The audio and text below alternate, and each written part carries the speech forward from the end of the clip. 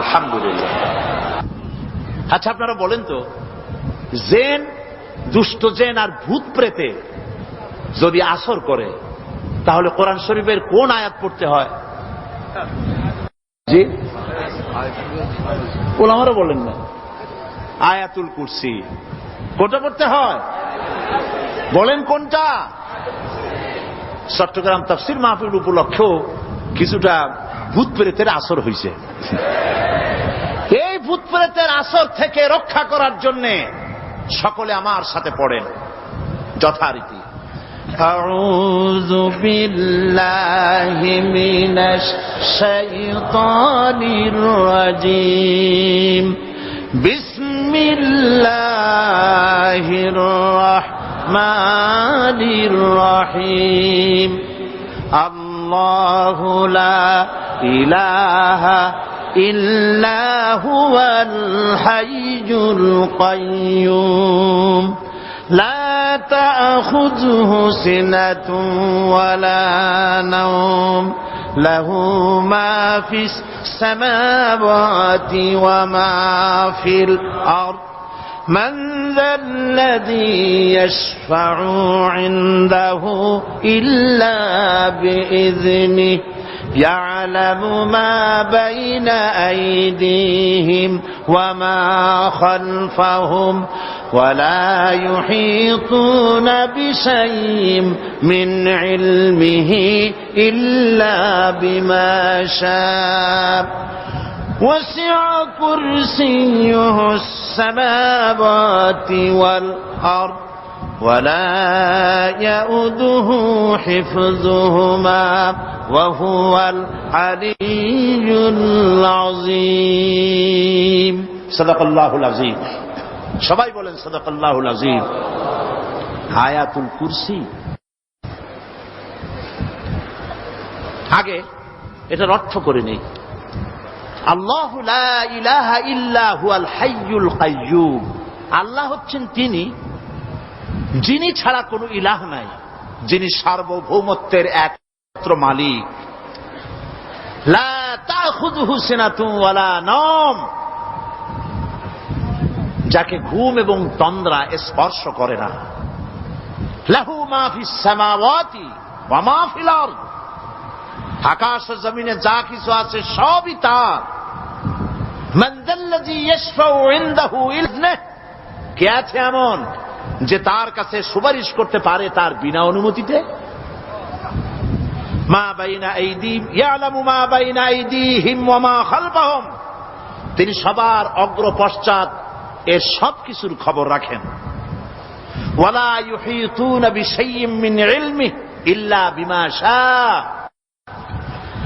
তার জ্ঞাত বিষয়ের কিছুই মানুষ নিজেদের আয়ত্তে আনতে পারে না। অবশ্য আল্লাহ যদি কাউকে কিছু দিতে চান, ওয়াসিআ কুরসিয়্যুহু সামাওয়াতি ওয়াল আরদ, তার একচ্ছত্র ক্ষমতা এবং কর্তৃত্ব আকাশ এবং জমিনকে পরিব্যাপ্ত করে রেখেছে।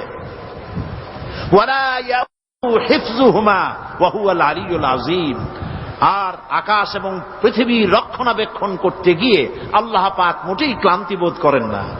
আর তিনি হচ্ছেন এক মহান শ্রেষ্ঠতম সত্তা। বলি সাদাকাল্লাহুল আযীম। আয়াতুল কুরসি, এই আয়াতটি আয়াতুল কুরসি হিসেবে পরিচিত। কি নামে পরিচিত? আয়াতুল কুরসি। এখানে মহান আল্লাহ পাকের এমন সব পূর্ণাঙ্গ পরিচিতি পেশ করা হয়েছে যার নজির গোটা কোরআন শরীফে নাই। সুবহানাল্লাহ। তাই হাদিস শরীফে এই আয়াতটিকে শ্রেষ্ঠ আয়াত বলা হয়েছে। কোরআন শরীফের কি আয়াত? শ্রেষ্ঠ আয়াত বলা হয়েছে। আমরা প্রত্যেকটি ফরজ নামাজের পরে এই আয়াতে কারিমা পড়ে থাকি, ঠিক কিনা বলেন? আল্লাহ প্রত্যেক ফরজ নামাজের পরে আয়াতুল কুরসি যে ব্যক্তি পাঠ করবে, কিয়ামতের দিন আল্লাহ রাব্বুল আলামিন ওই ব্যক্তির ব্যাপারে সিদ্ধান্ত নেবেন, আল্লাহ তাকে জান্নাত দান করে দিবেন।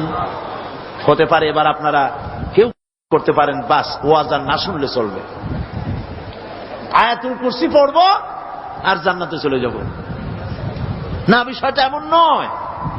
বিষয়টা হচ্ছে এই আয়াতুল কুরসির মধ্যে এমন কিছু কথা আছে যা বুঝা যদি পড়ে আর আমল করে আল্লাহ পাক কিয়ামতের সিদ্ধান্ত নেবেন, জান্নাত দিয়ে দিবেন। সুবহানাল্লাহ, বলেন সুবহানাল্লাহ।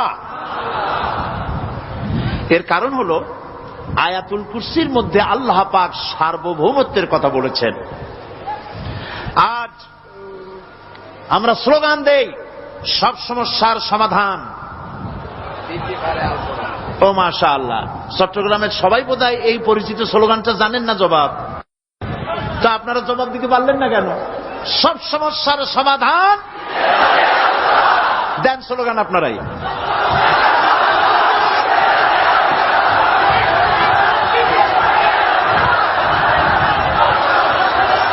এটা শুধু স্লোগান নয়, সব সমস্যার সমাধান দিতে পারে আল কোরআন। এটা শুধু স্লোগান নয়, এটাই বাস্তবতা, এটাই বাস্তব সত্য। আয়াতুল কুরসির মধ্যে রয়েছে একটি জটিল সমস্যার সমাধান, যাকে সহজ কথায় বলা যায় গদি সমস্যার সমাধান। কুরসি মানে হলো গদি। আজকাল গদি নিয়ে কি হচ্ছে টের পাচ্ছে না ভাই? এই গদি নিয়ে টানাটানি হচ্ছে পৃথিবীর সর্বত্র। সার্বভৌমত্বের মালিক কে হবে? এইটা তো আপনারা বলতেছেন, কিন্তু যারা কোরআন জানে না তারা বলে সার্বভৌমত্বের মালিক জনগণ। দেখেন না, ওরা বলে সকল ক্ষমতার উৎস জনগণ। কারা বলে? নেতা নেত্রীরা বলেন সকল ক্ষমতার উৎস। কর না কেন? উৎস জনগণ। এই কথাটা হলো আসলে ভোটারদেরকে পাম্পট্টি দেওয়া, আপনাদেরকে ফুলাইয়া ডানলপ টায়ার বানায়। আপনারা খুব খুশি হবেন সমস্ত ক্ষমতার উৎস তাহলে আমরা। আরে বাবারা, তোমরা সকল ক্ষমতার উৎস যার পেট ভরা ময়লা, নাকের মধ্যে ছাতা, দাঁতে ছাতা, তুমি হবা সকল ক্ষমতার উৎস। আহা, ক্ষমতার ঠেলায় একটা সাপ দেখলে ভয়তে সিট হয়ে পড়ো, সাইকেলের টায়ার বাস্ট হইলে হার্ট ফেল করে। সকল ক্ষমতার উৎস, সকল ক্ষমতার উৎস জনগণ। এই কথা বলা কবিরা গুনাহ, এই কথা বিশ্বাস করা হারাম, এই কথা বিশ্বাস করা শিরক। কারণ সকল ক্ষমতার উৎস জনগণ এই কথা যদি বলা হয় তাহলে কোরআনে কারীমের সাথে কন্ট্রাডিকশন হয়, সাংঘর্ষিক। আল্লাহ পাক কি বলেছেন? আল্লাহ পাক বলেছেন আন্নাল কুওয়াতা লিল্লাহি জামিআ। বলেন আন্নাল কুওয়াতা লিল্লাহি জামিআ। আমার আল্লাহ রাব্বুল আলামিন বলেন, জেনে রাখো নিঃসন্দেহে সকল ক্ষমতার উৎস কেবলমাত্র আল্লাহ রাব্বুল আলামিন। সকল ক্ষমতার উৎস কে? জোরে বলেন আল্লাহ, আল্লাহ, আল্লাহ। তিনি একমাত্র সকল ক্ষমতার উৎস। কোরআন আয়াতুল কুরসি আল্লাহ কোরআনে নাজিল করে সার্বভৌমত্বের মালিক কে হবে সমস্যার সমাধান করে দিলেন। রাসূল করিম সাল্লাল্লাহু আলাইহি ওয়াসাল্লাম মানুষের সার্বভৌমত্ব খতম করে মদিনায় আল্লাহর সার্বভৌমত্ব কায়েম করে তিনি একটি রাষ্ট্র কায়েম করলেন। মদিনার রাষ্ট্রের সার্বভৌমত্বের মালিক কে ছিলেন? আল্লাহ। জোরে বলেন কে ছিলেন? আল্লাহ। মানুষ তখন দেখতে পেল খোদাই সার্বভৌমত্বের ভিত্তিতে যে রাষ্ট্র গঠন হয় সেই রাষ্ট্র মানবতার জন্য কত কল্যাণকর হয়। সুবহানাল্লাহ বিহামদিহি। আয়াতুল কুরসিতে বলা হলো যে সার্বভৌমত্বের মালিক এই ক্ষমতা, এই ক্ষমতাটাকে আরবিতে বলা হয় উলুহিয়ত। এই ক্ষমতাকে সার্বভৌমত্বের ক্ষমতাটাকে আরবিতে কি বলা হয়? উলুহিয়ত। আর যার হাতে এই ক্ষমতাটা থাকে তাহলে বলে ইলাহ, তাকে কি বলা হয়? আল্লাহ রাব্বুল আলামিন আয়াতুল কুরসির শুরুতে এই কথাটাই বলে দিলেন, আল্লাহু লা ইলাহা ইল্লা হুয়াল হাইয়ুল কাইয়্যুম। আল্লাহ হচ্ছেন তিনি যিনি ছাড়া কোনো ইলাহা নাই। তার মানে হলো সার্বভৌমত্বের একচ্ছত্র মালিকানা কার হাতে? চিৎকার দিয়ে বলুন, আল্লাহ রাব্বুল আলামিনের হাতে। সার্বভৌমত্বের এই ক্ষমতা হস্তান্তরযোগ্য নয়। আর সার্বভৌমত্বের মালিক যিনি হবেন তার শুরু থাকবে না, শেষও থাকবে না। এই কোয়ালিটি কার মধ্যে আছে? আল্লাহ পাকের মধ্যে। আল্লাহ পাক বললেন তিনি হচ্ছেন আল হাই আল কাইয়ুম। তিনি হাইয়্যু, তিনি কাইয়ুম, তিনি শাশ্বত, তিনি জাগ্রত, তিনি চিরস্থায়ী, যার শুরুও নাই, যার শেষও নাই। সুবহানাল্লাহি ওয়া বিহামদিহি। এই সার্বভৌমত্বের মালিকানা নিয়ে যারা বসে আছে, যে কোনো মুহূর্তে তার হাত থেকে ক্ষমতা ছিনতাই হয়ে যেতে পারে, পারে কিনা? আর ঘুমায় থাকলে, সার্বভৌমত্বের মালিক দাবি করে যদি ঘুমায় থাকে, ততক্ষণ ভারপ্রাপ্ত বানাবে কারে? এই জন্য সার্বভৌমত্বের মালিক হচ্ছেন আল্লাহ পাক, যাকে ঘুম এবং তন্দ্রা স্পর্শ করে না। সার্বভৌমত্বের মালিকের কোয়ালিটি আল্লাহ পাক বলছেন লা তাখুযুহু সিনাতুন ওয়ালা নাওম। পড়েন সবাই, লা তাখুযুহু সিনাতুন ওয়ালা নাওম। তার ঘুমও নাই, তন্দ্রাও নাই। হযরত মূসা আলাইহিস সালাম আল্লাহ পাকের কাছে একবার প্রশ্ন তুলেছেন, আল্লাহ পাক তুমি নাকি? আল্লাহ বলেন তুমি বিশ্বাস করো না? মূসা আলাইহিস সালাম বলছেন অবশ্যই বিশ্বাস করি। আল্লাহ পাক বললেন বিশ্বাস যদি করো তাহলে বুঝানো যাবে। হযরত ইব্রাহিম আলাইহিস সালাম বলেছিলেন আল্লাহ পাকের কাছে, কাইফা রব্বি আরিনি কাইফা তুহিল মাউতা, হে রব তুমি আমারে দেখাও কেমনে তুমি মৃত্যুকে জিন্দাকে মৃত্যু করো, মৃত্যুকে জিন্দা করো, একটু দেখাও আমারে। আল্লাহ পাক বললেন আওয়ালাম তুমিন, বিশ্বাস করো না? ইব্রাহিম আলাইহিস সালাম সঙ্গে সঙ্গে বললেন বালা। নাম বললেন না। বালা মানেও হ্যাঁ, নাম মানেও হ্যাঁ, কিন্তু একটু বেশ কম আছে। তিনি নাম না বলে বালা বললেন। নামের অর্থ হলো হ্যাঁ, আর না বালার অর্থ হচ্ছে কেন নয়, অবশ্যই বিশ্বাস করি। ওয়ালাকিন লিয়াতমাইন্না কালবি, তবে আল্লাহ তুমি যদি চোখে দেখাও একটু, তাহলে এগুলি একটুখানি লিয়াতমাইন্না কালবি, আমার অন্তরাত্মা প্রশান্তি লাভ করবে যদি চোখে দেখতে পারি। আল্লাহ বলেন তাহলে তোমারে দেখাবো। আল্লাহ দেখাইলেন। মুসা আলাইহিস সালাম যখন বললেন যে আল্লাহ পাক আর মৃত্যুকে চিন্তা করো কেমনে, তুমি ঘুমায় থাকো, না ঘুমায় পারো কেমনে, তোমার নাকি ঘুম নাই, তন্দ্রা নাই। আল্লাহ পাক বলেন বিশ্বাস করো না? বলে আমি বিশ্বাস করি। তো ঠিক আছে তাহলে তোমার দেখাই। বললেন এক গ্লাস পানি নিয়ে আসো। এক গ্লাস পানি নিয়ে এসে দাঁড়িয়ে থাকো। আল্লাহ পাক মুসা আলাইহিস সালামকে বললেন এক গ্লাস পানি নিয়ে দাঁড়াও, আর ঘুমকে আল্লাহ পাক বললেন মুসারে ধরো। মুসা আলাইহিস সালাম নিদ্রাচ্ছন্ন হলেন, তন্দ্রা এসে গেল, হাত শিথিল হয়ে হাতের থেকে পানি ভর্তি গ্লাস পড়ে ভেঙে চুরমার হয়ে গেল। মুসা আলাইহিস সালাম ভয় পেয়ে গেলেন। আল্লাহ রাব্বুল আলামিন বলেন ভয় পাওয়ার কোনো কারণ নাই, তোমার প্রশ্নের জবাব আমি এভাবেই দিলাম। এক গ্লাস পানি নিয়ে কয়েক মিনিট দাঁড়াইতে পারো নাই, ঘুমের সঙ্গে সঙ্গেই গ্লাস পড়ে ভেঙে গেল। তামাম আকাশ আর জমিন, গোটা সৃষ্টি জগৎ তোমার আল্লাহ পাকের হাতের মুঠার মধ্যে রয়েছে। আল্লাহ যদি ঘুমায় যায় সব শেষ হয়ে যাবে। তামাম সৃষ্টি জগতের ট্রাফিক কন্ট্রোল আল্লাহ কর্তৃক হয়, আর মানুষের যা হয় আল্লাহ পাক তার থেকে সম্পূর্ণ মুক্ত। আল্লাহ পাকের ঘুম নাই, তন্দ্রাও নাই। লা তাখুযুহু সিনাতু ওয়ালা নাওম, ঘুমও নাই, তন্দ্রাও নাই। আল্লাহ পাক সমস্ত রকমের মানবীয় কোয়ালিটি থেকে, গুণ থেকে মুক্ত, মুবাররা, পবিত্র। আল্লাহ রাব্বুল আলামিন সার্বভৌমত্বের একচ্ছত্র মালিক হচ্ছেন আল্লাহ পাক। তিনি ছাড়া কোনো ইলাহ নাই। তিনি পরিষ্কার করে বলছেন আল্লাহু লা ইলাহা ইল্লা হুয়াল হাইয়ুল কাইয়ুম। সবাই পড়েন আল্লাহু লা ইলাহা ইল্লা হুয়াল হাইয়ুল কাইয়ুম। আল্লাহ হচ্ছেন সার্বভৌমত্বের মালিক, তিনি ছাড়া কোনো ইলাহ নাই।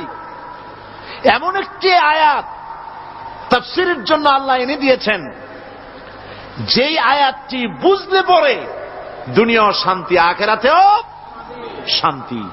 গদি সমস্যার সমাধান হবে, সব সমস্যার সমাধান হবে।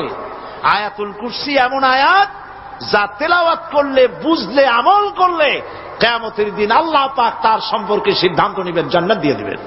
সুবহানাল্লাহ। আউযু বিল্লাহি মিনাশ শাইতানির রাজীম। বিসমিল্লাহির রাহমানির রাহিম। প্রত্যেক অক্ষরে অক্ষরে 10-10 করে নেকি এখন আমাদের নামায় আমলে লেখা হচ্ছে। সুবহানাল্লাহ।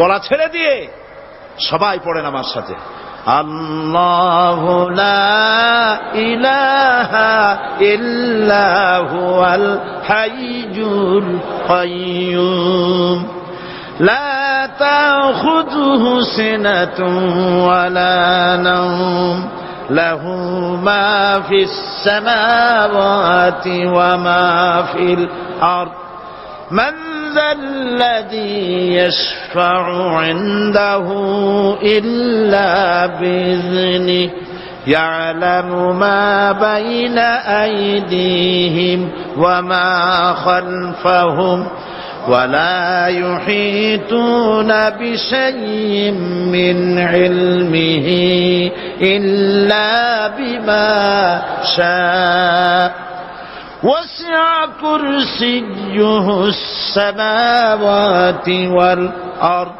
ولا يؤوده حفظهما وهو العلي العظيم صدق الله العظيم। আয়াতুল কুরসি হচ্ছে কোরআন শরীফের সর্বশ্রেষ্ঠ আয়াত। সুবহানাল্লাহ। রাসূল বলেছেন আয়াতুল কুরসি হচ্ছে কোরআনে কারীমের সর্বশ্রেষ্ঠ আয়াত, এবং আল্লাহ পাকের তাওহীদের ব্যাপারে, সার্বভৌমত্বের ব্যাপারে এত বিস্তারিত অল্পের মধ্যে আর অন্য কোন আয়াতের মধ্যে ভাবে আসে নাই। এই জন্য আয়াতুল কুরসির এত মর্যাদা। কালকে আরো একটি হাদিস শোনাইছিলাম, বোধহয় নিশ্চয়ই আপনাদের মনে আছে। প্রত্যেক ফরজ নামাজের পরে আয়াতুল কুরসি যে একবার পড়বে, তেলাওয়াত করবে, কিয়ামতের দিন আল্লাহ পাক তার সম্পর্কে সিদ্ধান্ত নেবেন, তাকে জান্নাত দিয়ে দিবেন। সুবহানাল্লাহ কইতে ইচ্ছে করলো না? আলহামদুলিল্লাহ বলবেন না? তার অর্থ হলো এই আয়াতুল কুরসি যদি মানুষ পড়ে আর বোঝে, আর ওই অনুযায়ী যদি আকীদা তৈরি হয়, জীবন তৈরি হয়, তার জীবন জান্নাতের জন্য তৈরি হয়ে যায়। গতকাল আল্লাহ পাকের সার্বভৌমত্বের কথা আমরা আলোচনা করেছিলাম। আলোচনা করব আল্লাহ পাকের পরিচয়। আল্লাহ পাক তিনি কে? আমরা বলি আল্লাহ। আমরা কি বলি? বলেন সবাই, কি বলি? আমি অনেকবার আপনাদেরকে এই কথাটা বলেছি, বোধহয় নিশ্চয়ই মনে আছে। আল্লাহ এই উচ্চারণটা আমাদের অনেকের হয় না, কেউ বলে না আল্লাহ। আল্লাহ পাকের উচ্চারণটা হচ্ছে, আল্লাহ পাকের নাম উচ্চারণ হচ্ছে আল্লাহ। মুখটা একটু গোল হয়ে যাবে, বলেন আল্লাহ আল্লাহ আল্লাহ। পৃথিবীতে বিভিন্ন জাতি তার স্রষ্টাকে, তারা যাকে স্রষ্টা মনে করে, বিভিন্ন নামে ডাকে। কেউ বলে ভগবান, কেউ বলে ঈশ্বর, কেউ বলে পরমেশ্বর, কেউ বলে বিধাতা, কেউ বলে গড। বিভিন্ন নামে লোকেরা এভাবে ডাকে। তো ভগবান বললে তার প্রতিশব্দে স্ত্রীলিঙ্গে কি আসে? বলেন ভগবতী। ঈশ্বর বললে স্ত্রীলিঙ্গে কি আসে? ঈশ্বরী। বিধাতা বললে তার স্ত্রীলিঙ্গে কি আসে? বিধাত্রী। গড, এটার স্ত্রীলিঙ্গে আসলে কি হবে? তো প্রত্যেকটি তারা যে ভাষায় আল্লাহকে ডাকে, প্রত্যেকটি ভাষায় স্ত্রীলিঙ্গে একটি প্রতিশব্দ আসে। আল্লাহ এর স্ত্রীলিঙ্গে, এর প্রতিশব্দে আরেকটি শব্দ কি গোটা বিশ্ব খুঁজে পাওয়া যাবে? জোরে বলেন, যাবে? যাবে না। এবং অন্যান্য নামগুলি সন্ধি বিচ্ছেদ করলে অর্থই হবে না। গড এটাকে যদি উল্টায়া বলা হয় তাহলে কি হয়ে যাবে?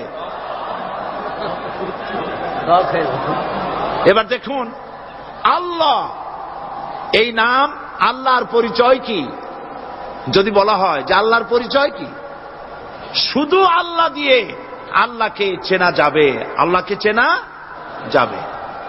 আল্লাহ রাব্বুল আলামিন বলছেন, আল্লাহু লা ইলাহা ইল্লা হুয়াল হাইয়ুল কাইয়্যুম। আল্লাহ হচ্ছেন তিনি যিনি ছাড়া কোনো ইলাহ নাই, মাবুদ নাই, উপাস্য নাই। সুবহানাল্লাহ। এখন আল্লাহর যদি প্রথম একটা অক্ষর আলিফ ছেড়ে দেওয়া হয় তাহলে থাকবে কি? লিল্লাহ। এই লিল্লাহ দিয়েও কেউ যদি আল্লাহর পরিচয় পেতে চায় তাহলে পেয়ে যাবে। আল্লাহ রাব্বুল আলামিন কোরআনে কারীমের ভিতরে শুধু লিল্লাহ দিয়েও আল্লাহকে চেনার ব্যবস্থা করেছেন। লিল্লাহি মা ফিস সামাওয়াতি ওয়া মা ফিল আরদ। আকাশ এবং জমিনের সার্বভৌমত্বের একচ্ছত্র মালিকানা কার? আল্লাহ পাকের। এখন লিল্লাহ থেকে একটা লাম ছেড়ে দেন, কি থাকবে? লাহু। এই লাহু দিয়েও আল্লাহর পরিচয় পাওয়া যাবে, যাবে না? কোরআন বলছে, লাহু মাকালিদুস সামাওয়াতি ওয়াল আরদি ইউবসিতুর রিজকা লিমান ইয়াশা। আকাশ এবং জমিনের রিজকের চাবিকাঠি আল্লাহ পাকের কাছে, যারে খুশি তিনি পর্যাপ্ত রিজেক তিনি দান করেন। সুবহানাল্লাহ। এবার লাহুর লাম ছেড়ে দেন, থাকবে কি? একটা অক্ষর। এই একটি অক্ষর দিয়ে আল্লাহ পাকের চেনা যাবে। ইন্নাহু হুয়াল গফুরুর রহিম। তিনি হচ্ছেন মহা ক্ষমাশীল, দয়াবান। আল্লাহর পরিচয় আল্লাহকে দিয়েই জানা যায়। আল্লাহর পরিচয় হচ্ছে তিনি এই আকাশ সৃষ্টি করেছেন, এই জমিন সৃষ্টি করেছেন, মানব গোষ্ঠীকে সৃষ্টি করেছেন। আকাশের স্রষ্টাকে, জমিনের স্রষ্টাকে, মানুষের স্রষ্টাকে আল্লাহ পাক। দেখুন, আল্লাহ পাক আকাশের স্রষ্টা, জমিনের স্রষ্টা, মানুষের স্রষ্টা। এই কথাকে ভুলিয়ে দেওয়ার জন্যে, এই কথাটিকে ভুলিয়ে দেওয়ার জন্য আল্লাহকে অস্বীকার করছে এক শ্রেণীর লোকেরা। তারা বলছে দেয়ার ইজ নো গড, স্রষ্টা বলতে কেউ নাই, আনসিন ইজ নাথিং। আল্লাহ পাক কোরআনকে বোঝার জন্য, আল্লাহকে চেনার জন্য ব্যবস্থা করেছেন। ওরা বলছে কি আনসিন ইজ নাথিং, যা দেখা যায় না সেটা কিছুই না, সেটা বিশ্বাস করি না। তো আল্লাহর যখন রং নাই, গন্ধ নাই, তাকে বিশ্বাস করি কেমনে? বলেন নাউজুবিল্লাহি মিন যালিক। আরে ভাই, তোমরা তো এমন বহু জিনিস আছে যা না দেখে বিশ্বাস করো। আপনারা কি বাতাস দেখেছেন? বিশ্বাস করেন কিনা? বিশ্বাস করেন কিনা? আপনারা কি ইথার দেখেছেন? বিশ্বাস করেন কিনা? ফুলের গন্ধ দেখেছেন কিন্তু বিশ্বাস করেন কিনা? মাধ্যাকর্ষণ শক্তি, ল অফ গ্রাভিটেশন আপনারা চোখে দেখেছেন? বিশ্বাস করেন কিনা? অনেক জিনিস এমন আছে যা আমরা চোখে দেখি না কিন্তু বিশ্বাস করি। হযরত ইমাম আবু হানিফা রাহমাতুল্লাহ আলাইহির সাথে এক নাস্তিকের বহাস হবে। স্থান এবং তারিখ নির্ধারণ করা হলো। ইমাম সাহেব দেরি করে আসলেন। নাস্তিক বলছে, আমি আপনার সঙ্গে কোনো বিতর্কে যেতে চাই না, কারণ আপনি ওয়াদা রক্ষা করতে পারেন নাই, নির্ধারিত সময়ের অন্তত 3 ঘন্টা পরে এসেছেন। তিনি বললেন, আমি কেন দেরি করলাম সেটা তো তুমি জিজ্ঞেস করবে। আচ্ছা বলেন কেন দেরি করেছেন? তিনি বললেন, দেখো এই জায়গায় আসার পথে একটা নদী বেঁধেছিল, তা কি করে, আমার কাছে পারাপারের কোনো বন্দোবস্ত ছিল না। এক পর্যায়ে হতাশ হয়ে গেলাম, আমার বোধহয় যাওয়াই হবে না। শেষ পর্যন্ত আমি দেখতে পেলাম হঠাৎ করে আমার পাশে একটা ফলের বীজ পড়ল, তা দিয়ে একটা গাছ অঙ্কুরিত হলো। দেখছি না তা গাছটা একটা ময়ূর হয়ে পরিণত হয়ে গেল। কই থেকে একটা করাতে সে গাছটা কেটে ফেলে দিল। ফটাফট কতগুলি তক্তা বেরিয়ে আসলো, কোথার থেকে একটা হাতুড়ি আর কতগুলি লোহা এসে ঠাস ঠাস করে বাড়ি লেগে একটা কিস্তি তৈরি হয়ে গেল। কিস্তিটার ধাবায় পড়লো নদীতে, আমি লাফ দিয়ে উঠলাম, তাই দেরি হলো। নাস্তিক বলছে, আপনার সাথে আমি জানছিলাম যে আপনি অত্যন্ত বুদ্ধিমান মানুষ, কিন্তু যে ঘটনা শুনাইলেন আপনার স্ক্রু একটাও টাইট আছে বলে মনে হয় না, আপনার সাথে আর কোনো বহস নয়। তিনি বললেন, কেন? কয় বহস না, আপনি বলছেন যে এইরকম একটা গাছ চারা হয়ে গেল, সাথে সাথে বিনা মিস্ত্রিতে গাছটা কাটলো, তারপর এটা দিয়ে তক্তা হলো, লোহা আসলো, হাতুড়ি হইলো, বিনা মিস্ত্রিতে কিস্তি তৈরি হয়ে গেল, নৌকা এটা পড়লো নদীতে, আর বিনা মাঝিতে আপনি পার হয়ে আসলেন। এটা কি আদৌ সম্ভব? ইমাম আবু হানিফা রাহমাতুল্লাহ আলাইহি বলছেন, তোমার সাথে আমি কোনো কিতাব দিয়ে ঝগড়া করব না, কোন কিতাব দিয়ে আমি তোমার সাথে বহস করব না। এই একটি দৃষ্টান্ত তোমার জন্য যথেষ্ট। একটা মিস্ত্রি ছাড়া যদি একটা কিস্তি তৈরি না হতে পারে, একটা গাছ কেটে তক্তা যদি না হতে পারে, এই বিশাল আকাশ, এই বিশাল জমিন, আর তোমার মতো এরকম একটা সুন্দর মানুষ বিনা মিস্ত্রিতে বিনা স্রষ্টায় তৈরি হলো কেমনে? এক কথায় নাস্তিক বলছে, আমার জীবনের ভুল ধরা পড়ল। নাস্তিক বলছে, জীবনের ভুল ধরা পড়েছে, আমি মুসলমান হয়ে গেলাম। লা ইলাহা ইল্লাল্লাহু মুহাম্মাদুর রাসূলুল্লাহ। জোরে পড়েন, লা ইলাহা লা ইলাহা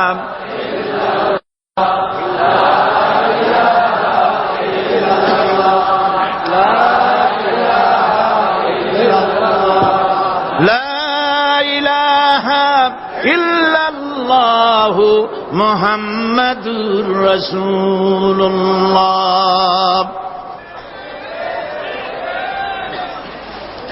আল্লাহ পাক বলছেন, আমি আদম, আমি দাউদ এবং সুলাইমানকে জ্ঞান দান করেছি, ইব্রাহিমকে জ্ঞান দান করেছি। কোরআন শরীফের বহু জায়গায় শুধু জ্ঞানের কথাই বলা হয়েছে। সুবহানাল্লাহ। সুতরাং বুদ্ধিজীবী, এই বুদ্ধিজীবীরা তারা আসল জ্ঞানটা নাই। আসল জ্ঞান কোনটা বলেন? কোনটা? ডক্টর শহীদুল্লাহ মরহুম, আমি অনেকবার বলেছি তার কথা, তাকে জান্নাতুল ফেরদাউস নসিব করুন, বলেন আমিন। ডক্টর শহীদুল্লাহ মরহুম বলতেন তার লোকদেরকে যে তোমরা বিদেশ থেকে অনেক ডিগ্রি নামের আগে আনতে পারো, তোমরা পণ্ডিত, একথা আমি স্বীকার করি, কিন্তু কোরআন শরীফের জ্ঞান যদি না থাকে তাহলে পণ্ডিতের আগে আর একটা শব্দ বসবে, মূর্খ পণ্ডিত।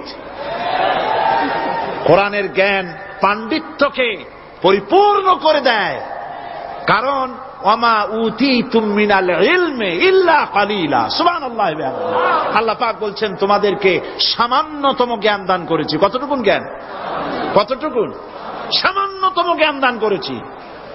সুতরাং আল্লাহ পাক কোরআনের মধ্যে তার নিজের পরিচয় ছোট্ট একটি সূরার মধ্যে ব্যাপক আকারে বলে দিয়েছেন। কি? কুল হুয়াল্লাহু আহাদ। সবাই পড়েন আমার সাথে, কুল হুয়াল্লাহু আহাদ আল্লাহুস সামাদ লাম ইয়ালিদ ওয়া লাম ইউলাদ ওয়ালাম ইয়াকুন লাহু কুফুয়ান আহাদ। আল্লাহ পাক বলেন, আল্লাহ এক এবং একক, তিনি কারো মুখাপেক্ষী নন, তিনি কাউকে জন্ম দেন নাই, তাকেও কেউ জন্ম দেয়নি, আকাশ আর জমিনে আল্লাহর সমকক্ষ কেউ নাই। সুবহানাল্লাহ। তাকে কেউ জন্ম দেয়নি, তিনিও কাউকে জন্ম দেননি। তিনি এক, তিনি ছিলেন, তিনি আছেন, তিনি থাকবেন। তার শুরুও নাই, তার শেষও নাই। সুবহানাল্লাহ। এই আল্লাহ রাব্বুল আলামিন তার পরিচয় আয়াতুল কুরসি সার্বভৌমত্বের পরিচয় দিয়েছে, আল্লাহর পরিচয় দিয়েছে। আল্লাহ তিনি খালিক। মানব সৃষ্টির এবং পৃথিবীর সৃষ্টির ইতিহাস ঘাটলে মানুষের যদি কিসমত ভালো থাকে তাহলে আল্লাহর সান্নিধ্য, আল্লাহর অস্তিত্ব সম্পর্কে জ্ঞান তাকে আল্লাহ পাক দান করে দেন। সুবহানাল্লাহ। পৃথিবী সৃষ্টির ব্যাপারে বুদ্ধিজীবীরা কি বলছে দেখুন। পৃথিবী সৃষ্টির ব্যাপারে বিজ্ঞানীরা বলছেন যে এই পৃথিবী এরকম ছিল না তো কি রকম ছিল। এইটা সূর্যের পাশ থেকে একটা উজ্জ্বল শক্তিশালী জ্যোতিষ্ক দারুণ ফোর্স নিয়ে যাচ্ছিল। সেই ফোর্স সহ্য করতে না পেরে সূর্যের একটি দুর্বলতম অংশ সূর্য থেকে ছিটকে মহাশূন্যে পড়ে গেল, আর ঘুরতে ঘুরতে এই পৃথিবীর অস্তিত্ব লাভ করল। বিজ্ঞানের এই কথা যদি বিশ্বাস করতে হয় তাহলে আমাকে বলতে হয় এখন তো মানুষেরা আর পৃথিবীতে ধরছে না, ঠিক কিনা? কথা বলছেন না কেন? মানুষ পৃথিবীতে এখন ধরতেছে। বিভিন্ন দেশ খালি বলতেছে মানুষ কমাও, সন্তান কমাও, বিভিন্ন পদ্ধতি গ্রহণ করো, আর মানুষ বাড়ায়ও না। আল্লাহ পাক বলছেন আল্লাহু লা ইলাহা ইল্লা হুয়াল হাইয়ুল কাইয়্যুম। আল্লাহ হচ্ছেন তিনি যিনি ছাড়া কোনো ইলাহ নাই। লা ইলাহা ইল্লাহু, তিনি ছাড়া কোনো ইলাহ নাই, সার্বভৌমত্বের মালিক কেউ নাই। এই যে লা ইলাহা, কোন ইলাহ নাই, আমরা কালেমার মধ্যে এই কথাটা বলি। আমাদের কালেমায়ে তাইয়্যিবা আমরা কি উচ্চারণ করি? লা ইলাহা ইল্লাল্লাহু মুহাম্মাদুর রাসূলুল্লাহ। জোরে পড়েন লা ইলাহা ইল্লাল্লাহ, লা ইলাহা ইল্লাল্লাহু মুহাম্মাদুর রাসূলুল্লাহ। লা ইলাহা, কোন ইলাহ নাই। এই দাওয়াত দিয়েছেন দুনিয়ার সমস্ত পয়গম্বর। এটা কি শুধু রাসূলুল্লাহর দাওয়াত ছিল? সমস্ত নবীদের স্লোগান ছিল একটা। সমস্ত নবীদের স্লোগান ছিল কয়টা? সবাই বলুন, কি সেই স্লোগান? লা ইলাহা ইল্লাল্লাহ। কোরআন শরীফের ভিতরে ইলাহ শব্দ 147 বার এসেছে। লা ইলাহার অর্থ যদি এই হয় কোন উপাস্য নাই আল্লাহ ছাড়া, কোন মাবুদ নাই আল্লাহ ছাড়া, মুহাম্মদ সাল্লাল্লাহু আলাইহি ওয়াসাল্লাম আল্লাহর প্রেরিত রাসূল, তাহলে তো এত ঝঞ্ঝাট হওয়ার কথা ছিল না। আপনারা বলেন, নবীরা যখনই এই দাওয়াত দিয়েছেন লা ইলাহা ইল্লাল্লাহ, তখন সংঘর্ষ হয়েছে কিনা? হয়েছে কিনা? বাধা আসছে কিনা? তাহলে কথাটা কি যার কারণে এরকমের বাধা আসে? লা ইলাহা ইল্লাল্লাহ, এর চাইতে বিপ্লবাত্মক, এর চাইতে রিভলিউশন সৃষ্টিকারী কথা আল্লাহর আকাশের নিচে জমিনের উপরে আর একটাও হতে পারে না। লা ইলাহা ইল্লাল্লাহ। ইলাহ শব্দের অর্থ শুধু উপাস্য আর মাবুদ নয়। ইলাহ শব্দের অর্থ হচ্ছে আইনদাতা, ইলাহ শব্দের অর্থ হচ্ছে শাসনকর্তা, ইলাহ শব্দের অর্থ হচ্ছে বিধানদাতা। তো লা ইলাহা যখন একটি লোক ঘোষণা করে তার অর্থ দাঁড়ায় কোনো আইনদাতা নাই, বিধানদাতা নাই, শাসনকর্তা নাই, কারো আইন মানি না, বিধান মানি না, শাসন মানি না, আল্লাহ ছাড়া। কে ছাড়া?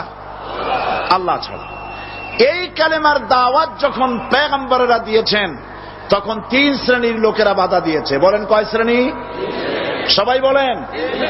3 শ্রেণীর লোকেরা বাধা দিয়েছে। লক্ষ্য করুন। 1 নম্বরে বাধা দিয়েছে রাষ্ট্র শক্তি। 1 নম্বরে বাধা দিল কারা? 2 নম্বরে বাধা দিয়েছে ধনাঢ্য ব্যক্তিবর্গ। 3 নম্বরে বাধা দিয়েছে যারা কায়েমি স্বার্থবাদী ধর্মীয় শক্তি, এই তিনটি শ্রেণী সমস্ত নবীদেরকে বাধা দিয়েছে। সেই বাধা অতীতে যারা দিত এখন আর দেয় না, নাকি এখনো দেয়? দেখুন, এই কালেমার দাওয়াত হযরতে মূসা আলাইহিস সালামকে যেদিন আল্লাহ পাক প্রথম ওহী দিলেন, এই দাওয়াত শুধু রাসূল দেন নাই, আল্লাহ পাক বলছেন প্রত্যেক নবী তার জাতিকে এই দাওয়াত দিয়েছেন। কি?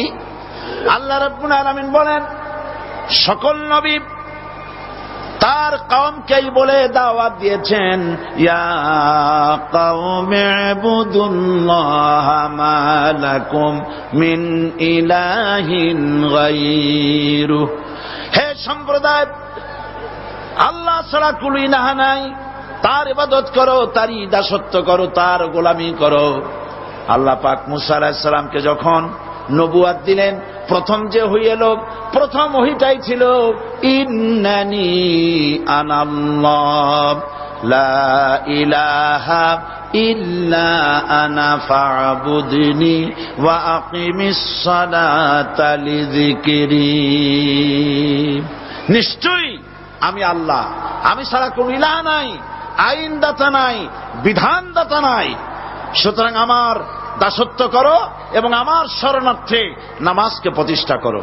মূসা আলাইহিস সালামকে আল্লাহ পাক ওহী দিয়ে তাকে পাঠালেন। কোথায় পাঠালেন?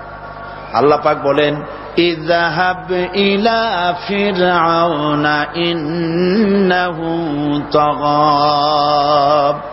গোটা কওম নাফরমান, আল্লাহর আইন কেউ মানছে না, গোটা কওমের কাছে না থাইয়া আল্লাহ পাক সর্বপ্রথম মূসা আলাইহিস সালামকে দাওয়াত নিয়ে কার কাছে পাঠালেন? ফেরাউনের কাছে। কারণ ফেরাউন হচ্ছে রাষ্ট্রশাসক। ফেরাউন কি? রাষ্ট্রশাসক। হযরতে মূসা আলাইহিস সালাম ফেরাউনের কাছে গেলেন আর দাওয়াত দিলেন, ফেরাউন পড়ে নাও লা ইলাহা ইল্লাল্লাহ।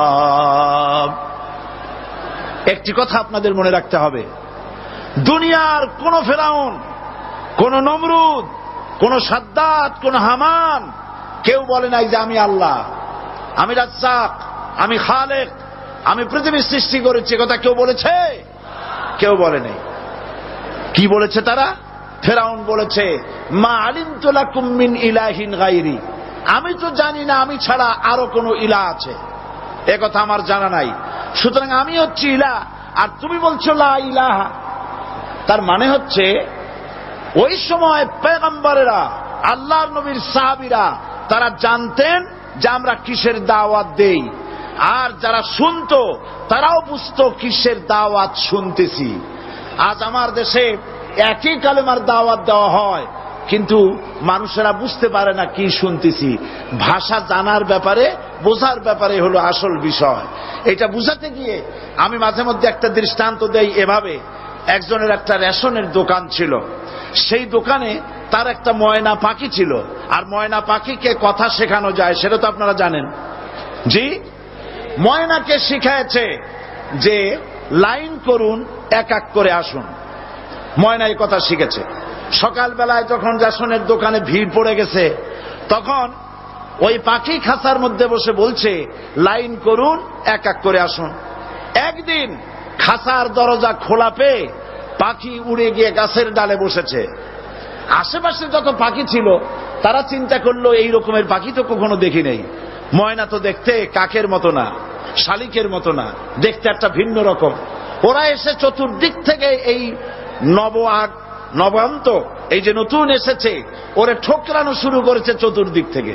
ঠোকরানি খেয়ে ময়না বলতেছে লাইন করুন, এক এক করে আসুন। এখন ময়না তো বোঝে না যে কি বলতেছি, আর যে পাখিরা ঠোকরাচ্ছে তারাও তো বোঝে না যে কি শুনতেছি। ময়না যদি বুঝতো যে আমি কি বলি, সবাই মিলে ঠোকরায়, তাই জান বাঁচে না। লাইন করে ঠোকরাইনি তো কলজে যাবে, সব ঠোঁটে ঠোঁটে চলে আসে, বোঝে নাই। আমাদের অবস্থা তাই হয়েছে। সুতরাং এই কালেমার দাওয়াত যখন হযরতে মূসা আলাইহিস সালাম দিলেন, ফেরাউন বলল আমি তো জানি না যে আমি ছাড়া আরো কোন ইলাহ আছে, আইনদাতা তো আমি, তুমি নতুন কোথার থেকে আইনদাতা নিয়ে আসছো? ফেরাউন বলছে দেখো আমারে বাদ দিয়া যদি অন্য কাউকে ইলাহ বলে তুমি মানো আর সেই শিক্ষা যদি যে জাতিকে দাও, তাহলে আমি তোমাকে ধরে লাআজআলান্নাকা মিনাল মাসজুনিন, আমি তোমাকে কারারুদ্ধ করব, আমি তোমাকে জেলখানায় ঢুকিয়ে দেব। রাষ্ট্রশক্তি প্রথম বাধা দিল কারা? বলেন সবাই। সেই বাধা কি ওখানে শেষ হয়েছে না এখনো আছে? আছে কিনা জোরে বলেন। আমি তোমাকে জেলখানায় ঢুকাবো। হযরত মুসা আলাইহিস সালাম বলেন, ফেরাউন রে, জেলের ভয় আমি করি না, আমার কি জেলের ভয় দেখায়া লাভ নাই, আমি আল্লাহ পাকের পয়গম্বর। হযরত মুসা আলাইহিস সালাম, ফেরাউনের দলবল আছে, লোক লস্কর আছে, তার অস্ত্রের অভাব নাই। আল্লাহ রাব্বুল আলামিন মুসা আলাইহিস সালামের কাছে একটা অস্ত্র দিয়া দিলেন। দিছিলেন কিনা? দিছিলেন কিনা? আল্লাহ পাক হযরত মুসা কি বলেছেন? ওয়া মা তিলকা বিয়ামিনিকা ইয়া মুসা, মুসা রে তোমার হাতে ওটা কি? মুসা আলাইহিস সালাম বললেন এটা লাঠি। আল্লাহ পাক বললেন ফেলে দাও লাঠি। লাঠি ফালায় দিলেন। কি হয়ে গেল? হিয়া হাইয়াতুন তাসআ, লাঠি হয়ে গেল। এখন লাঠি পড়ে সাপ হয়ে গেল।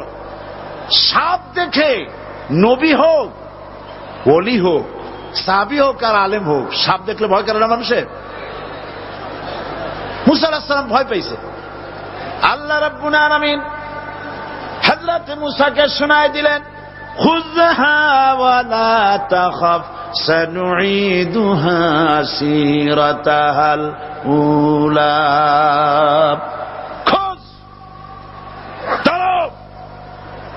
লা তাখাফ, ভয় পেও না। আল্লাহ বলছেন ধরো, ভয় পেও না। ধরার সঙ্গে সঙ্গে স্বাভাবিক অবস্থায় ফিরে আসবে, আবার লাঠি হয়ে যাবে। এখন আল্লাহ বলছেন ধরো। মুসা আলাইহিস সালাম কি ভয় পাওয়া উচিত হবে? আর উচিত হবে? মুসা আলাইহিস সালাম কি ভয় পাইছিলেন? কারণ হচ্ছে এই দুশমনের শক্তিটা খুব বড়ই দেখা যায়, মনে হয় যেন অনেক বড়, কি জানি কি। আল্লাহ পাক বলছেন ইন্না কাইদাশ শায়তানে কানা দাঈফা, শয়তানের চক্রান্ত যতই তুমি মনে করো অনেক ষড়যন্ত্রের জাল বিস্তার হয়ে আছে, আল্লাহ কয় কিছুই না, দাঈফা, অত্যন্ত দুর্বল। আল্লাহ পাক বললেন ধরো। মুসা আলাইহিস সালাম সাপ ধরলেন, সঙ্গে সঙ্গে লাঠি হয়ে গেল। ফেরাউন বরদাস্ত করল না। রাষ্ট্রশক্তির পক্ষ থেকে আক্রমণ শুরু হলো। অপরাধ কি? মুসা আলাইহিস সালামের অপরাধ কি? কি অপরাধ? মাশাআল্লাহ, বুঝতে পেরেছেন। অপরাধ হচ্ছে তিনি বলেছেন লা ইলাহা, জোরে বলেন লা ইলাহা ইল্লাল্লাহ। এই কালেমাকে আজ আমরা ভিক্ষার বুলি বানাইছি। এটা হলো সার্বভৌমত্বের বুলি, এটা হচ্ছে আল্লাহ পাকের সার্বভৌমত্বের কথা। আজ আমরা মানুষের কাছে আমরা শুনি, মানুষেরা ভিক্ষা চায়, লা ইলাহা ইল্লাল্লাহ, এক মুঠ চাউল দেন, লা ইলাহা ইল্লাল্লাহ 10 খান পাই দেন। এই হচ্ছে কালেমার জিকির। আবার কেউ কেউ জিকির করতেছে লা ইলাহা আস্তে, ইল্লাল্লাহ জোরে, এমন জোরে কলব সাফ করে, কলব তাতে থাকলেও পারে গেলেও পারে। এই কালেমার জার, এর আঘাত পয়গম্বররা মেরেছেন। হযরতে মুসা আলাইহিস সালাম যখন বলেছেন লা ইলাহা ইল্লাল্লাহ, এই ধাক্কা ফেরাউন বরদাস্ত করতে পারে নাই। দরিয়ায় নীলের ভিতরে আল্লাহ পাক ডুবাই শেষ করে দিয়েছেন, দেন নাই? হযরতে মুসা আলাইহিস সালাম, তার উম্মতেরা দরিয়ার পাশে বসে দ্বীনি কথাবার্তা বলতেছেন। এমন সময় ফেরাউন, তার শত্রু হচ্ছে মুসা আলাইহিস সালাম। শত্রু কেন? মুসা কি ফেরাউনের পাকা ধানে মই দিয়েছে নাকি? বলেন আপনারা। তার হালের গরু পিটায় মারছে নাকি? অপরাধ হল তিনি আল্লাহর জমিনে আল্লাহর আইন প্রতিষ্ঠার কথা বলেছেন। এই শুধুমাত্র এই অপরাধে ফেরাউন তার দলবল নিয়ে 3 দিক থেকে আক্রমণ করেছে। মুসা আলাইহিস সালামের উম্মতেরা ভয় পেয়ে গেছেন। তারা বলছেন ইন্না লামুদরাকুন, আমরা পাকড়াও হয়ে গেছি। 3 দিকে সাঁড়াশি আক্রমণ, 3 দিকে শত্রু, একদিকে দরিয়া, পালাবার রাস্তা আছে? হযরত মুসা আলাইহিস সালাম ভয় পেয়ে গেলেন, সারেন্ডার করলেন না। হযরত মুসা আলাইহিস সালাম বললেন, কাল্লা, কখনো নয়, ভয় পাওয়ার কোনো কারণ নাই। রব্বি সায়াহদিন, অবশ্যই আমার রব আমার জন্য রাস্তা করে দিবেন। ভয় পাইও না, আমার রব রাস্তা করে দিবেন। আল্লাহ রাব্বুল আলামিন হযরত মুসা আলাইহিস সালামকে অর্ডার করলেন, হাতের লাঠি দিয়া দরিয়ার উপরে আঘাত করো। হযরত মুসা আলাইহিস সালাম দরিয়ার উপর আঘাত করলেন। রাস্তা ছিল দরকার একটার, এক বাড়িতে আল্লাহর হুকুমে লাঠি দিয়ে একটি আঘাত করার সঙ্গে সঙ্গে হযরত মুসার তার সঙ্গী সাথী দরিয়া পার হওয়ার জন্য দরিয়ার মধ্য দিয়ে আল্লাহ 12টা রাস্তা পয়দা করে দিলেন। সে আল্লাহ আছে না নাই? এত আসতে বলেন কেন? ভয় পাওয়ার কারণ আছে? রাষ্ট্র শক্তি বাধা দিয়েছে সমস্ত নবীদেরকে। কেন? নবীদের চরিত্র খারাপ? জোরে বলে, নবীদের চরিত্র খারাপ? নবীদের চাইতে মাসুম, বেগুনাহ, উন্নত চরিত্রের মানুষ আল্লাহর আকাশের নিচের জমিনের উপরে আর হয় নাই। তোমরা যে সামনে তাদের পিছনে দৌড়াও, অমুকের সৈনিক, নেতা নেতা করে মরো, এইসব নেতা যাদের পিছনে দৌড়াও, এই নেতাগুলি, আমি জিজ্ঞেস করি আপনাদেরকে, এই নেতাগুলি জীবনে একবারও জেনা করে নাই? এ ব্যাপারে অনুসারীরা আপনারা কি নিশ্চিত? মিথ্যা কথা জীবনেও কয় নাই, প্রতারণা করে নাই, ঠাট্টা করে নাই, বিদ্রুপ করে নাই, মদ খায় নাই, মানুষ হত্যা করে নাই। কিসের নেতা? নেতা হচ্ছেন সেই ব্যক্তি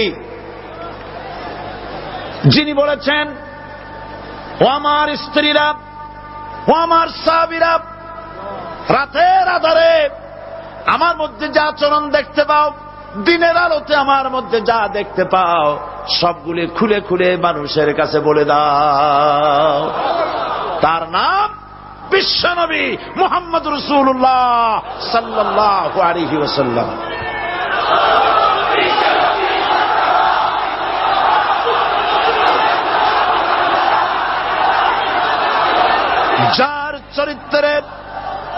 যার চরিত্রের সার্টিফিকেট আল্লাহ রাব্বুল আলামিন নিজে দিচ্ছেন, ওয়া ইন্নাকা লাআলা খুলুকিন আযীম।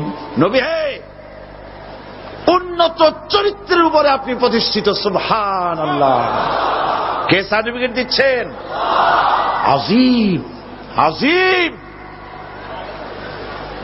আরবিতে চওড়াকে বলা হয় আরিদ, গভীরতাকে বলা হয় আমিক। কত প্রশস্ত, যা মাপার কোনো ফিতা নাই, কত গভীর, যা মাপার কোনো যন্ত্র নাই, এইটাকে আরবিতে বলা হয় আজিম। সুবহানাল্লাহ বলতে ইচ্ছে করে না? ও নবী, তোমার চরিত্র এমন যা মাপার মতো যন্ত্র পৃথিবীতে নাই। লা ইলাহা ইল্লাল্লাহ। পড়েন সবাই, লা ইলাহা ইল্লাল্লাহ। আপনিও যদি নবীদের মতো, সাহাবীদের মতো বুঝা এই কলেমার দাওয়াত দেন, বাধা আসবেই। বোঝাবুঝির ব্যাপার, বুঝতেই সারল। কত মাহফিল হয় বাংলাদেশে, হয় না? কোনো বাধা নাই, ঠিক কিনা? কত পূজা হয়, পার্বণ হয়, গান হয়, থিয়েটার হয়, গুনাহগার বিবির গান হয়, কত কিছু হয়। কোনো বাধা আছে? তাফসীরের মাহফিলে বাধা। কারণ ওরা বুঝতে পেরেছে এ তাফসীরের মাহফিলে গাজীর গীত হয় না, এ তাফসীরের মাহফিলে আল্লাহর সার্বভৌমত্ব কায়েমের আন্দোলন চলে।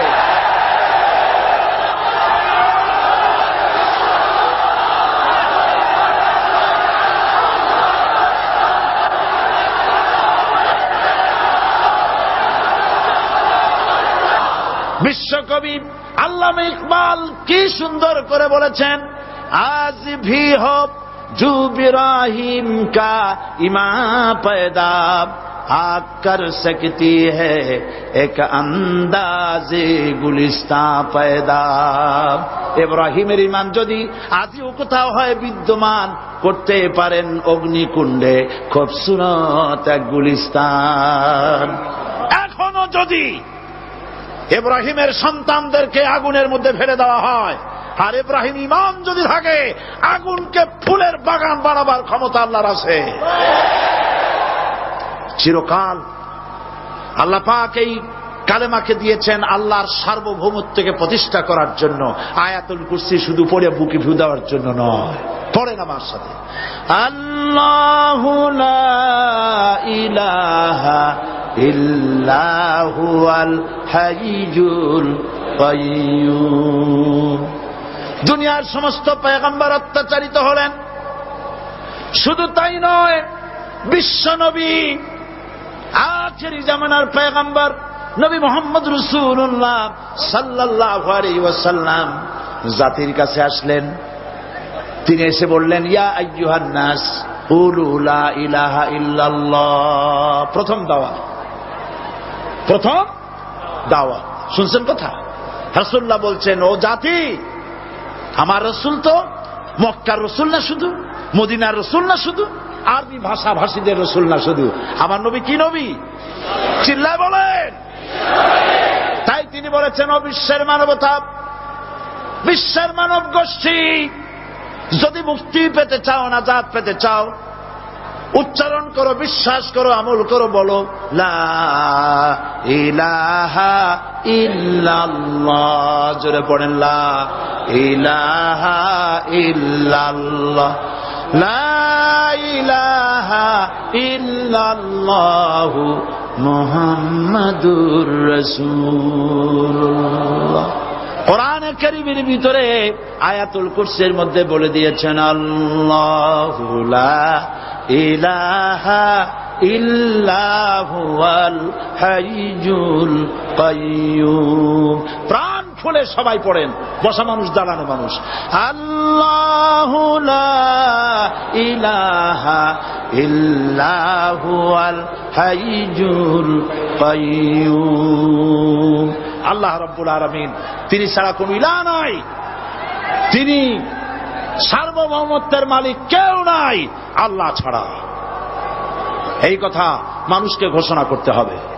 সুবহানাল্লাহ ওয়ালহামদুলিল্লাহ লা ইলাহা ইল্লাল্লাহ, সুবহানাল্লাহ ওয়ালহামদুলিল্লাহ লা ইলাহা ইল্লাল্লাহ, সুবহানাল্লাহ ওয়ালহামদুলিল্লাহ লা ইলাহা ইল্লাল্লাহ, লা ইলাহা ইল্লাল্লাহু মুহাম্মাদুর রাসূলুল্লাহ। আল্লাহুম্মা আমিন। রব্বানা যালামনা আনফুসানা ওয়া ইন লাম তাগফির লানা ওয়া তারহামনা লানাকুনান্না মিনাল খাসিরিন।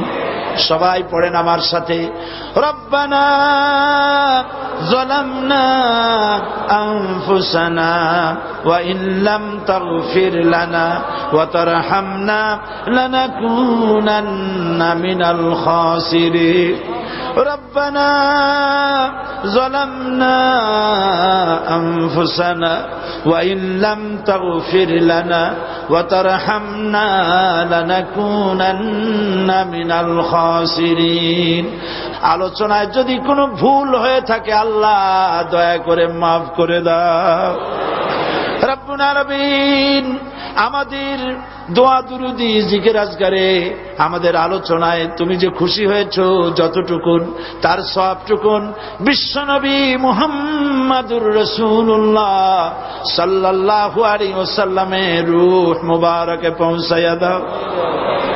রব্বুল আলামিন, तमाम अंबियाए किराम, उलमाए मुतकद्दिमीन, उलमाए मुताखिरीन, सलफे सालिहीन, যারা দুনিয়া থেকে মুমিন মুমিনাত বিদায় হয়ে গেল, আল্লাহ কবরগুলিকে জান্নাতের টুকরায় পরিণত করে দাও। রব্বুল আলামিন, এই লক্ষ লক্ষ মুসলমান নরনারী ভিক্ষুকের মতো তোমার দরবারে হাত তুলেছি। আল্লাহ গো, আমাদের মধ্য থেকে আমাদের মা বাপ যাদের দুনিয়া থেকে বিদায় হয়ে গেছে, আল্লাহ আমাদের মা বাপের কবরে সওয়াব পৌঁছায়া দাও। রব্বুল আলামিন, আত্মীয় স্বজন যদি বিদেশে থাকে 2 মাস 6 মাস পর চিঠি দিয়া খোঁজ খবর পাওয়া যায়, প্রত্যেক দিন টেলিফোন করে খবর পাওয়া যায়, কিন্তু আমাদের মা বাপ যাদের মারা গেল, বছরের পর বছর, যুগের পর যুগ বিদায় হয়ে গেল, কোন হালতে আছে জানি না। আল্লাহ আমাদের মা বাপের কবরগুলি জান্নাতের টুকরায় পরিণত করে দাও। রব্বুল আলামিন, আমাদের আব্বা কত মহব্বত করতেন, কত কষ্ট করেছেন। আল্লাহ তাআলা আমাদেরকে লেখাপড়া শেখাবার জন্য কত কষ্ট করেছেন, মানুষ বানাবার জন্য কত কষ্ট করেছেন। আমাদের জন্য ঘর বাড়ি বানায়া জায়গা জমি কিনে রেখে সবগুলি থুয়ে খালি হাতে চলে গেছে বাবা। আল্লাহ আমাদের আব্বার রুহের পরে সওয়াব পৌঁছায়া দাও। রব্বুল আলামিন, এখন তো আর বাড়ি গেলে নাম ধরে কেউ ডাকে না। আয় আল্লাহ, আমাদের আব্বা যত গুনাহ করেছি জানা অজানা, সমস্ত গুনাহগুলি আল্লাহ তুমি সাইয়াদগুলি হাসানাত দিয়া বদলাইয়া দাও। রব্বুল আলামিন, আমাদের জনম দুঃখিনী মা, আয় আল্লাহ, মা যা যে হারাইছে সেই বোঝে কি নিয়ামত তার চলে গেছে। আল্লাহ আমাদের মা যার বিদায় হয়ে গেছে, মায়ের কবরটাকে জান্নাতের টুকরায় পরিণত করে দাও। রব্বুল আলামিন, মায়ের পেটের ভিতরে বসে 10টা মাস ধরে মায়ের কষ্ট দিছি। তিনি ডেলিভারিতে কষ্ট করেছেন, 2-2.5 বছর বুকের দুধ খেয়ে কষ্ট দিয়েছি, পেশাব পায়খানা করে মায়ের কাপড় চোপড় নষ্ট করে দিয়েছি। মা বিরক্ত হন নাই, থাপ্পড় মারেন নাই, আছাড় দিয়া ফালায় দেন নাই। আল্লাহ,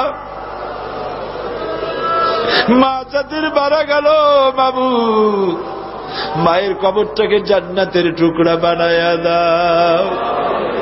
রব্বির হামহুমা কামা রব্বায়ানি সগীরা। আমার ভাইয়েরা, আমার মা বোনেরা করুণ ভাবে আল্লাহরে বলেন, রব্বির হামহুমা কামা রব্বায়ানি সগীরা, রব্বির হামহুমা কামা রব্বায়ানি সগীরা। রব্বানা তাকাব্বাল মিন্না ইন্নাকা আনতাস সামিউল আলিম ওয়া তুব আলাইনা ইন্নাকা আনতাত তাওয়াবুর রহিম। সুবহান রাব্বিকা রাব্বিল ইজ্জাতি আম্মা ইয়াসিফুন ওয়া সালামুন আলাল মুরসালিন ওয়ালহামদুলিল্লাহি রাব্বিল আলামিন। ওয়াজআল আখিরা কালিমাতিনা ইনদাল মাউত লা ইলাহা ইল্লাল্লাহু মুহাম্মাদুর রাসূলুল্লাহ। আসসালামু আলাইকুম ওয়া রাহমাতুল্লাহ।